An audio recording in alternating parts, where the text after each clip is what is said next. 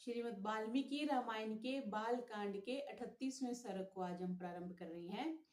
पिछले प्रकरण में हमने देखा कि विश्वामित्र जी, ऋषि विश्वामित्र जी श्री राम को गंगा की उत्पत्ति के बारे में बता रहे हैं, शिव जी और पार्वती के बारे में बताया, उमा के बारे में बताया, और पिछले जो सर्ग चला उसमें कार्तिकेय के जन्म के बारे में भी बताया। तो आज हम 38वां सर्ग प्रारंभ कर रहे हैं। देखते हैं इसमें क्या है। इसका विषय जो बता रहे हैं उसके अकॉर्डिंग इन्होंने जो सब्जेक्ट दिया है वो है राजा सगर के पुत्रों की उत्पत्ति तथा यज्ञ की तैयारी। ये जो गंगा मैया का जो अवतरण हुआ था उसके संदर्भ में ये बात चलेगी। ताम कथाम कौशिको रामे निवेद्य मधुराक्षराम पुनरेवा परम वाक्यम काकुत्स्थमिदं ब्रवीत। विश्वामित्र जी ने मधुर अक्षरों से युक्त वह कथा श्री राम को सुनाकर फिर उनसे दूसरा प्रसंग इस प्रकार कहा। अयोध्याधिपतिर्वीर पूर्वमासीन राधिपः सगरो नाम धर्मात्मा प्रजा कामः स चाप्रजः। पहले की बात है, अयोध्या में सगर नाम से प्रसिद्ध एक धर्मात्मा राजा राज्य करते थे। उन्हें कोई पुत्र नहीं था, अतः वे पुत्र प्राप्ति के लिए सदा उत्सुक रहा करते थे। वैदर्भ दुहिता राम केशिनी नाम नामतः ज्येष्ठा सगर पत्नी सा धर्मिष्ठा सत्यवादिनी।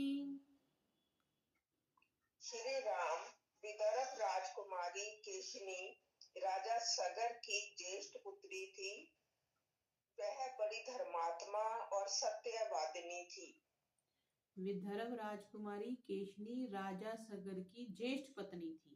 अच्छा, मतलब उनकी एक से ज्यादा पत्नियां होंगी ना, तो वह बड़ी धर्मात्मा और सत्यवादिनी थी। अरिष्ट ने मेर दुहिता सुपर्ण भगिनी तुषा द्वितीया सगर स्यासीत पत्नी सुमति संजिता। सगर की दूसरी पत्नी का नाम सुमति था। वह अरिष्ट नेमी कश्यप की पुत्री तथा गरुड़ की बहन थी। गरुड़, वो जो गरुड़ पुराण में मिलता है ना, तो गरुड़ शायद वही होंगे, गरुड़ की बहन थी। ताभ्याम सह महाराजः पत्नीभ्याम तप्तवांस्तपः हिमवंतम समासाद्य भृगु प्रस्वने गिरौ।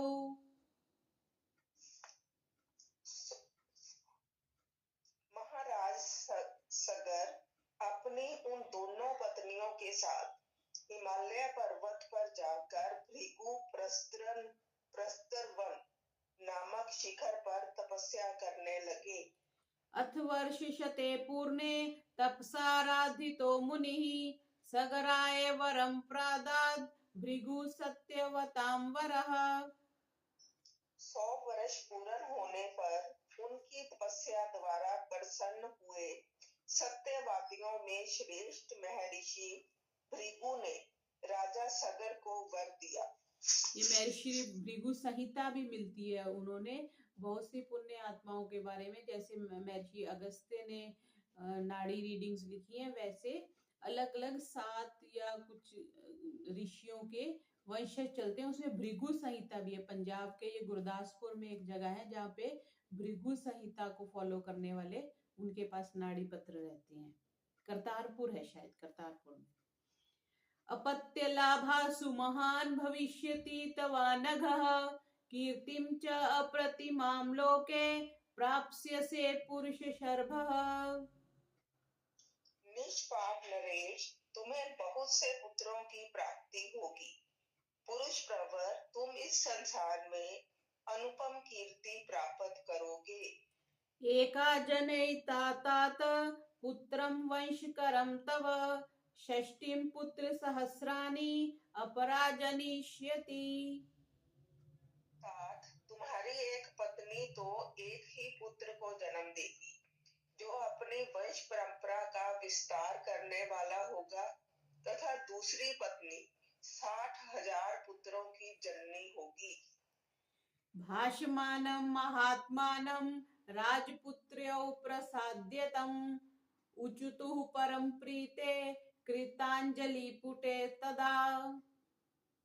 महात्मा भृगु जब इस प्रकार कह रहे थे, उस समय उन दोनों राजकुमारियों अर्थात रानियों ने उन्हें प्रसन्न करके स्वयं भी अत्यंत आनंदित हो दोनों हाथ जोड़कर पूछा, एकः कस्यः सुतो ब्रह्मन् का बहुन् जनयिष्यति श्रोतुम् इच्छावहे ब्रह्मन् सत्यमस्तु वचस्तव। ब्राह्मण, किस रानी के एक पुत्र होगा और कौन बहुत से पुत्रों की जननी होगी? हम दोनों यह सुनना चाहती हैं, आपकी वाणी सत्य हो। तयोस्तद्वचनं श्रुत्वा भृगुः परमधार्मिकः उवाच परमां वाणीं स्वच्छन्दोऽत्र विधीयताम् एको वंशकरो वास्तु बहवो वा महाबलाः कीर्तिमन्तो महोत्साहः का वा कं वरमिच्छति। उन दोनों की यह बात सुनकर परम धर्मात्मा भृगु ने उत्तम वाणी में कहा, देवियों, तुम लोग जहाँ अपनी इच्छा प्रकट करो। तुम्हें वंश चलाने वाला एक ही पुत्र प्राप्त हो अथवा महान बलवान यशस्वी एवं अत्यंत उत्साही बहुत से पुत्र, इन दो वरों में से किस वर को कौन सी रानी ग्रहण करना चाहती है? मुनेस्तु वचनं श्रुत्वा केशिनी रघुनंदन पुत्रं वंशकरं राम जग्राह नृपसन्निधौ।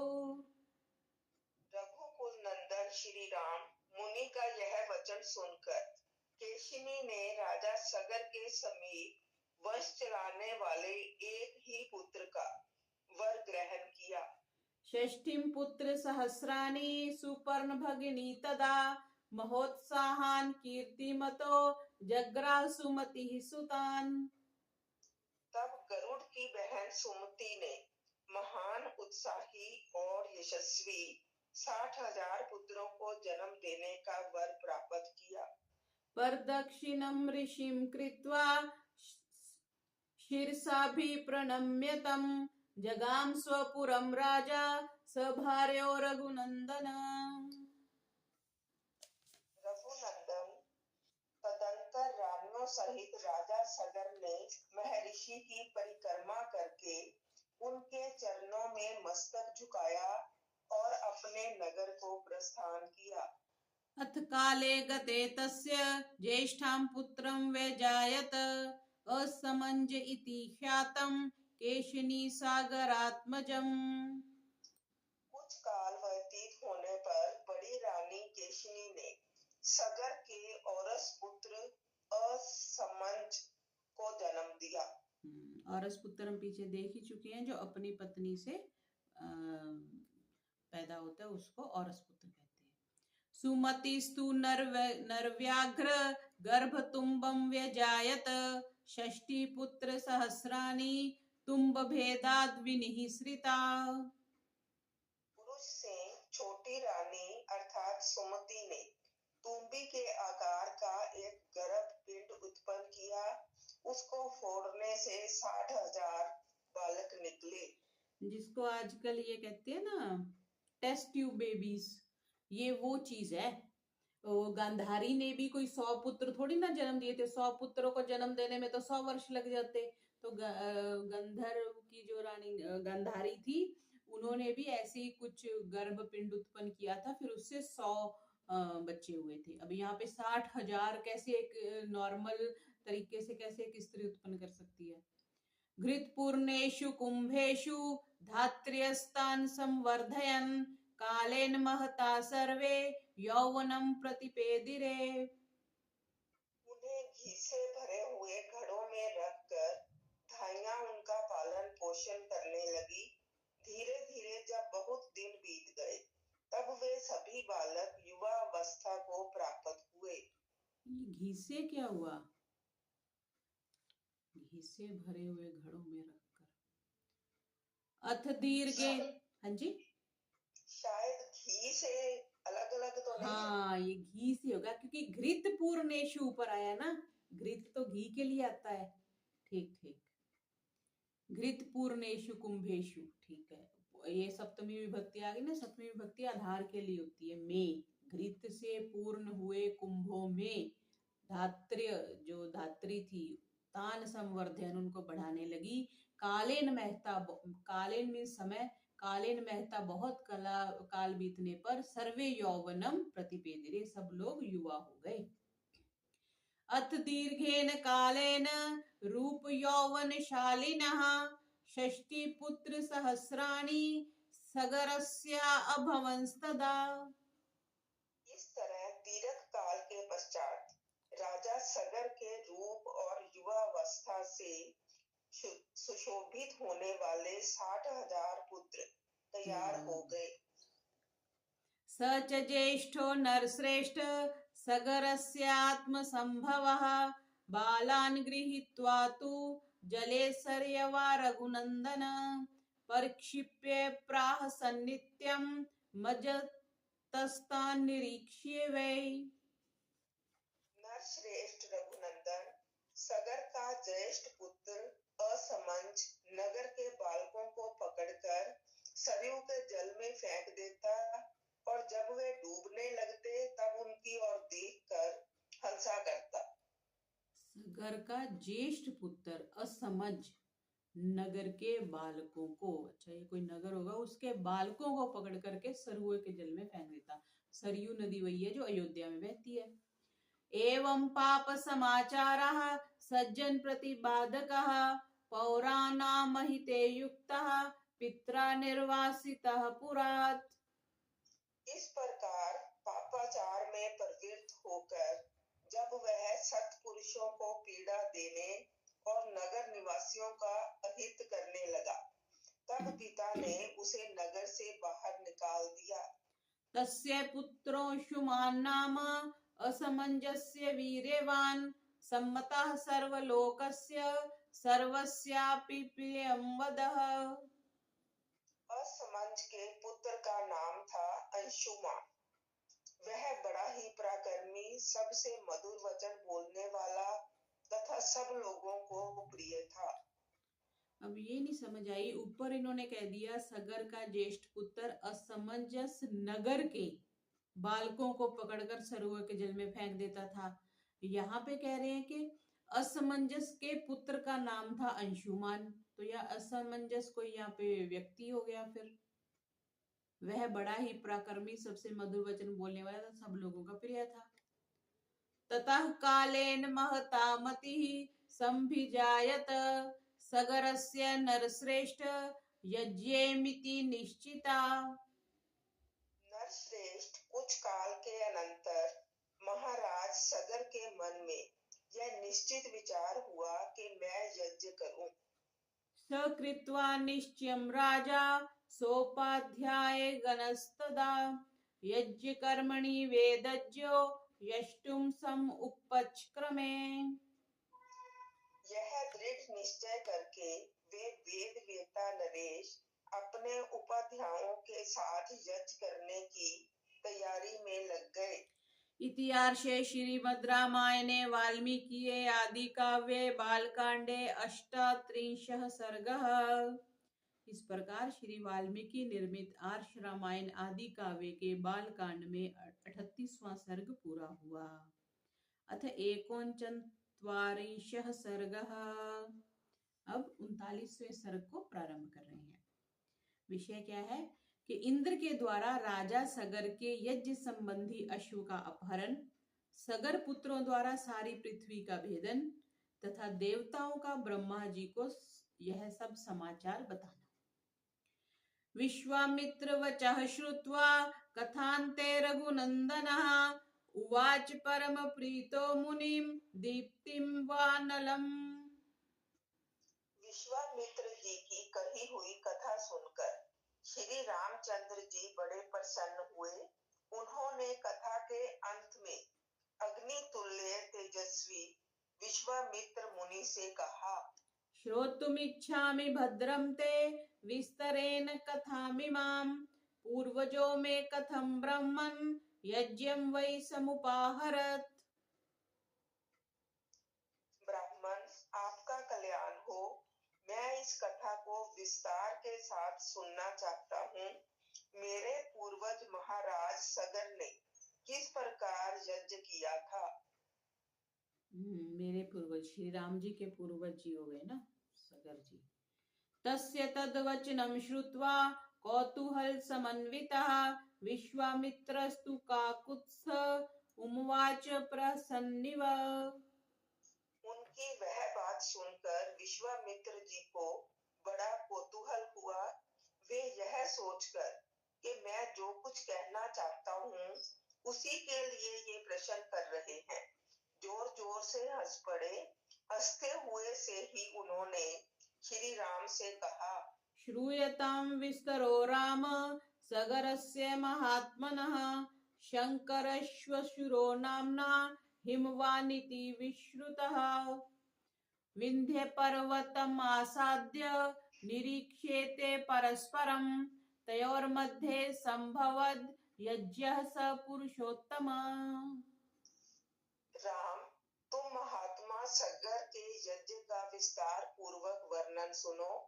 पुरुषोत्तम शंकर जी के ससुर हिमवान नाम से विख्यात पर्वत विंध्याचल तक पहुंचकर तथा विंध्य पर्वत हिमवान तक पहुंचकर दोनों एक दूसरे को देखते हैं। इन दोनों के बीच में दूसरा कोई ऐसा ऊंचा पर्वत नहीं है जो दोनों के पारस्परिक दर्शन में बाधा उपस्थित कर सके। इन्हीं दोनों पर्वतों के बीच आर्यावर्त की पुण्य भूमि में उस यज्ञ का अनुष्ठान हुआ था।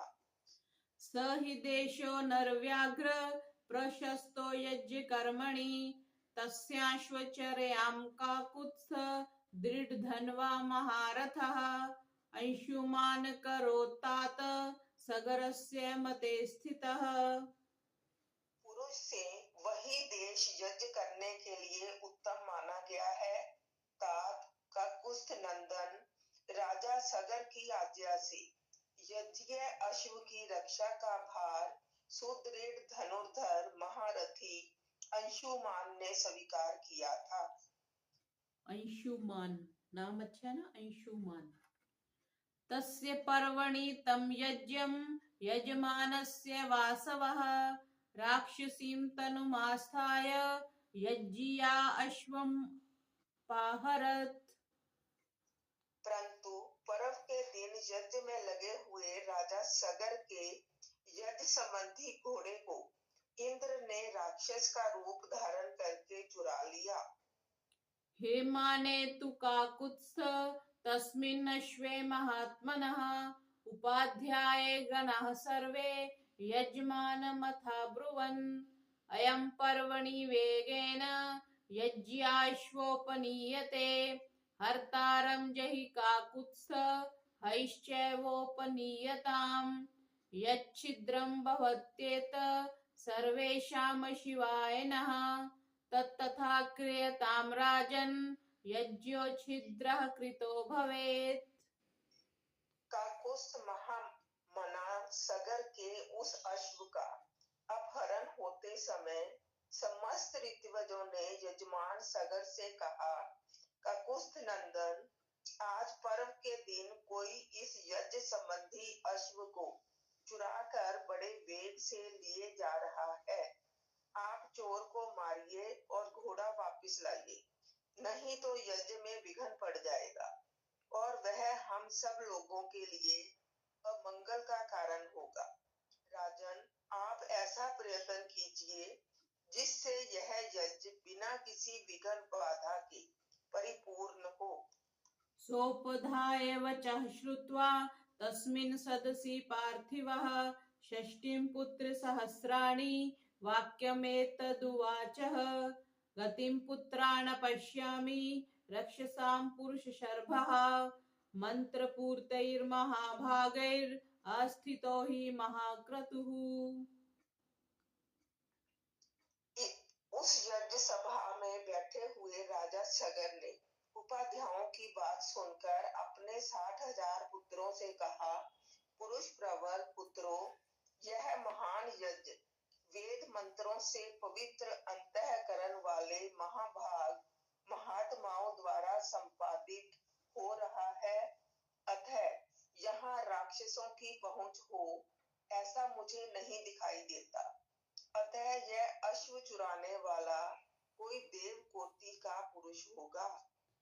तद्गच्छत् विचिन्बध्वं पुत्र का भद्रमस्तु वः समुद्रमालिनीं सर्वां पृथ्वीमनुगच्छथ एकैकं योजनं पुत्रा विस्तारम् अभिगच्छत यावत् तुरंसदर्शतावत् खनत मेदिनीं तमेमहयहर्तारं मार्गमाणाममाज्यया। अतः पुत्रों, तुम लोग जाओ, घोड़े की खोज करो, तुम्हारा कल्याण हो। समुद्र से घिरी हुई इस सारी पृथ्वी को छान डालो, एक एक योजन विस्तृत भूमि को बांटकर उसका चप्पा चप्पा देख डालो। जब तक घोड़े का पता न लग जाए तब तक मेरी आज्ञा से इस पृथ्वी को खोदते रहो। इस खोदने का एक ही लक्ष्य है, उस अश्व के चोर को ढूंढ निकालना। पृथ्वी को खोदते रहो, पृथ्वी के नीचे चोर चला गया होगा क्या?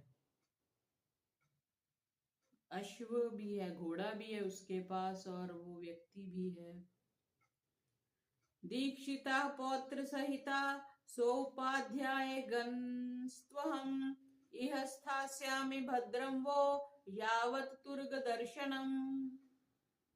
मैं यज्ञ की दीक्षा ले चुका हूँ, अतः स्वयं उसे ढूंढने के लिए नहीं जा सकता। इसलिए जब तक उस अश्व का दर्शन न हो तब तक मैं उपाध्यायों और पौत्र अंशुमान के साथ यहीं रहूंगा। ये असमंजस नगर के बालकों को पकड़ के पीछे आया था ना, असमंजस नगर के बालकों को, तो असमंजस अलग है और नगर अलग है। तो असमंजस का पुत्र का नाम अंशुमान था, तभी उन्होंने कहा ना मैं अंशुमान के साथ, पौत्र अंशुमान के साथ रहूंगा। ठीक है, ये तो क्लियर हुआ। ते सर्वे हृष्ट मनसो राजपुत्रा महाबलाः जगमुर्महीतलं राम पितृवचन यंत्रितः। श्री राम पिता के आदेश रूपी बंधन से बंधकर वे सभी महाबली राजकुमार मन ही मन हर्ष का अनुभव करते हुए भूतल पर विचरने लगे। गत्वा तु पृथ्वीं सर्वां दृष्ट्वा तं महाबलः योजनायां विस्तार में एकैको धरणीतलं विविधु पुरुष व्याघ्रा व्रज स्पर्श समैर्भुजैः। सारे पृथ्वी का चक्कर लगाने के बाद भी उस अश्व को न देखकर उन महाबली पुरुष सिंह राजपुत्रों ने प्रत्येक के हिस्से में एक एक योजन भूमि का बंटवारा करके अपनी भुजाओं द्वारा उसे खोदना आरंभ किया। उन भुजाओं का स्पर्श वज्र के स्पर्श की भांति दुस्सह था। शूलैर्शनिकल्पैश्च हलैश्चापि स्वदारुणैः भिद्यमाना वसुमती ननाद रघुनंदन। रघुनंदन उस समय वज्र तुल्य शूलों और अत्यंत दारुण हलों द्वारा सब ओर से विदीर्ण की जाती हुई वसुधा आर्तनाद करने लगी। नागानां वध्यमानानां सुराणां च राघव राक्षसानां दुराधर्षं सत्वानां निंदो अभवत्। रघुवीर उन राजकुमारों द्वारा मारे जाते हुए नागों, असुरों, राक्षसों तथा दूसरे दूसरे प्राणियों का भयंकर आर्तनाद गूंजने लगा। योजनानां सहस्राणि षष्टिं तु रघुनंदन विभिर्दुर्धनीराम रसातलम अनुत्तमम्। रघुकुल को आनंदित करने वाले श्री राम। उन्होंने 60,000 योजन की भूमि खोद डाली, मानो वे सर्वोत्तम रसातल का अनुसंधान कर रहे हों। एवं पर्वत संबाधम जम्बूद्वीपम नृपात्मजः खनन्तो नृप शार्दूल सर्वतः परिचक्रमुः। नृप श्रेष्ठ राम इस प्रकार पर्वतों से युक्त जम्बू द्वीप की भूमि खोदते हुए वे राजकुमार सब और चक्कर लगाने लगे। ततो देवाः स गन्धर्वाः सासुराः स पन्नगाः संभ्रांत मनसः सर्वे पितामहमुपागमन्। इसी समय गंधर्वों, असुरों और नागों सहित संपूर्ण देवता मन ही मन घबरा उठे और ब्रह्मा जी के पास गए। ते प्रसाद्य महात्मानं विष्णवदनास्तदा ऊचुः परम संत्रस्तः पितामहमिदं वचः। उनके मुख पर विषाद छा रहा था, वे भय से अत्यंत संत्रस्त हो गए थे। उन्होंने महात्मा ब्रह्मा जी को प्रसन्न करके इस प्रकार कहा। भगवन् पृथ्वी सर्वा खन्यते सागर सगरात्मजैः बहवश्च महात्मानो वध्यन्ते जलचारिणः। भगवान सगर के पुत्र इस सारी पृथ्वी को खोद डालते हैं और बहुत से महात्माओं तथा जलचारी जीवों का वध कर रहे हैं। अयं यज्ञहरो अस्माकं येन नाश्वोपनीयते इति ते सर्वभूतानि हिस्सन्ति सगरात्मजः। यह हमारे यज्ञ में विघ्न डालने वाला है, यह हमारा अश्व चुरा कर ले जाता है। ऐसा कहकर वे सगर के पुत्र समस्त प्राणियों की हिंसा कर रहे हैं। इतिहासे श्रीमद् रामायणे वाल्मीकिये आदि काव्ये बालकांडे 39 सर्गः। इस प्रकार श्री वाल्मीकि निर्मित आर्ष रामायण आदि काव्य के बालकांड में 39वां सर्ग पूर्ण हुआ। ओम सर्वेभ्यो नमः।